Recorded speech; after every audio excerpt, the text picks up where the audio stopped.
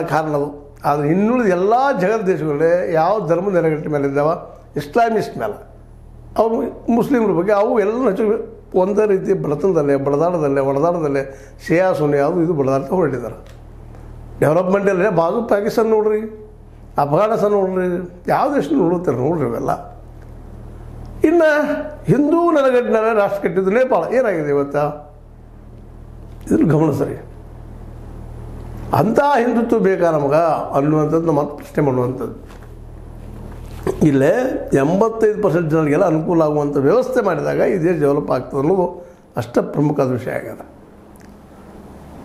ಮತ್ತಿನ್ನು ಕ್ರಿಶ್ಚಿಯನ್ ದೇಶ, ಹೌದು ಕ್ರಿಸ್ತನ ಕ್ರಿಶ್ಚಿಯನ್ ಧರ್ಮವನ್ನು ಅನುಸರಿಸ್ತಾರೆ. ಆದರೆ ಅವರು ಬಹಿರಂಗವಾಗಿ ಎಲ್ಲರೂ ಅವರವ್ರ ದೇಶದಲ್ಲಿ ಹೆಚ್ಚು ಕಡಿಮೆ ಒಬ್ಬ ಕ್ರಿಸ್ತ ಹೌದು ಮತ್ತು ದೇವದೂತ ಅಂತ ಹೇಳ್ತಾರೆ ವಿನಃ ಇಡೀ ಅದ್ರ ಒಂದೇ ಕಾರಣಕ್ಕೆ ನಾವು ಕೇವಲ ಚರ್ಚಿನ ಹೋಗಿ ಕೂಡಲಿಲ್ಲ. ಅವರು ದೊಡ್ಡ ಡೆವಲಪ್ಮೆಂಟ್ ಮಾಡಿಕೊಂಡ್ರು, ವೈಜ್ಞಾನಿಕ ತಮ್ಮ ಬೆಳೆಸ್ಕೊಂಡ್ರು.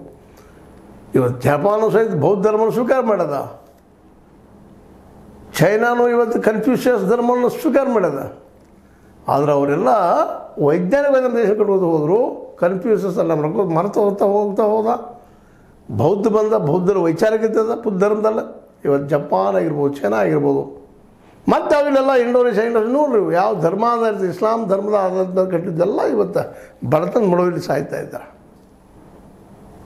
ನೇಪಾಳ ಹಿಂದುತ್ವ ನೆಲೆಗಟ್ಟಿನಲ್ಲೇ ನಾವು ಇವತ್ತಿನ ಹೇಳ್ತಾ ಆ ಹಿಂದುತ್ವ ನೆಲೆಗಟ್ಟು ಕಟ್ಟಿದ್ದು ಇದು ಮೊನ್ನೆ ನೋಡ್ರಿ ನಾವು ಜಿಂಗ್ ಜಾ ಅಂದಿರೋ ಒಂದು ದೊಡ್ಡ ಮೂಮೆಂಟ್ ಆಗಿಬಿಟ್ಟಿದ್ದು ಬಡತನ ಅದು ಇದು ಅಂತೇಳಿ.